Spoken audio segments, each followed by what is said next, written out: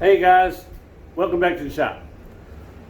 Jumping right into the video. As you can tell by the title of this video, you know what we're going to be doing. So let me spin you around here. We're going to get right on it. That's the full lift kit that's laid out. We've got the 3/4 ton axles over there. Got them all painted up, ready. Later we will probably be doing a rear disc brake conversion on the 14 bolt. Anyhow, back to the table. I've already got the new U-bolts from LMC for the 3/4 ton axle. Also got the axle plates. So what we're going to do with all this stuff that's on the bottom right here, we're going to powder coat all this red.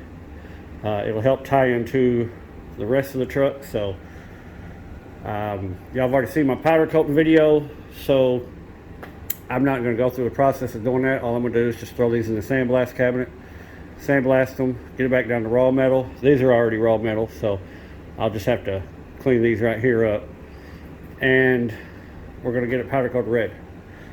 So let me get that done, and then when we come back, I'll have the truck jacked up and we'll start removing the stock axles from underneath it.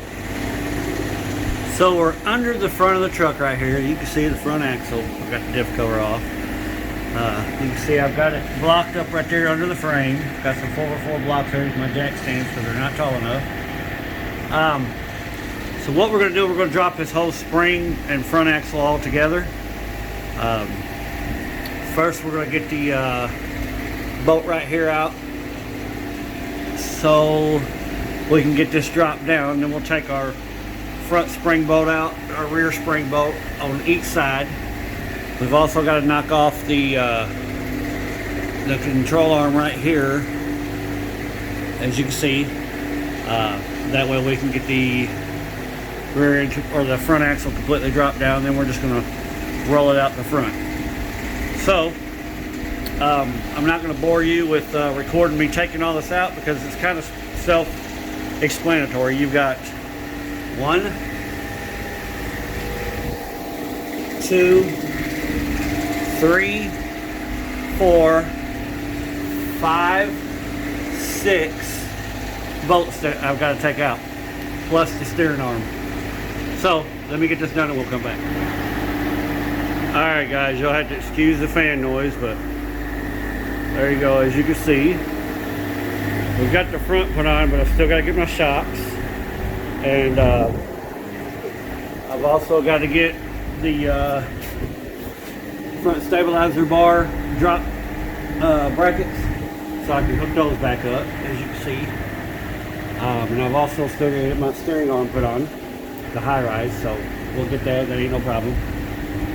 But next we're going to jump on the back, go ahead and get the back jacked up and get the rear end out of there and get the other one swapped. So let's get to that. Alright, as you can see, we've got the back jacked up. We've got the rear end completely removed from it. Look right through there. Alright, what I want to show you real quick. This is for an 84 K10, all leaf lift. I'm not putting blocks in the back. I don't like using blocks.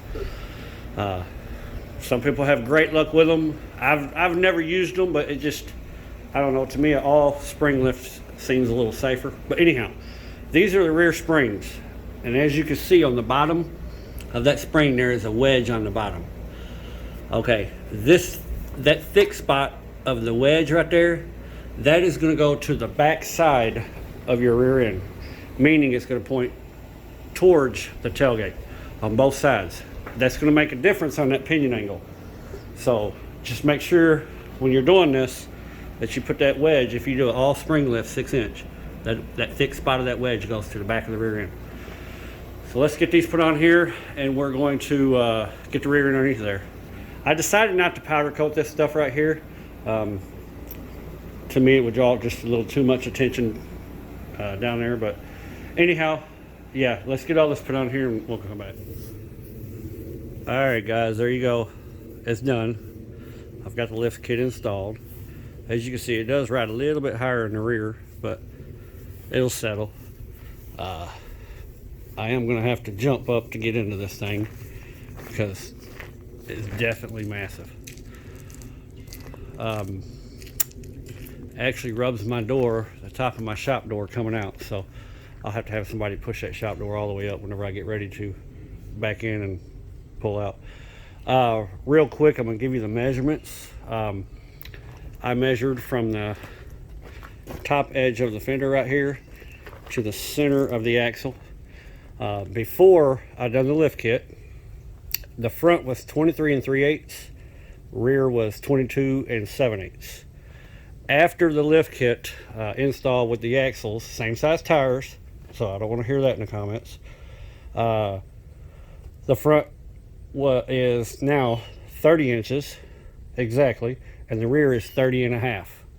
So for anybody wondering, that's what a 6-inch rough country lift all spring is going to give you. I like how it's sitting.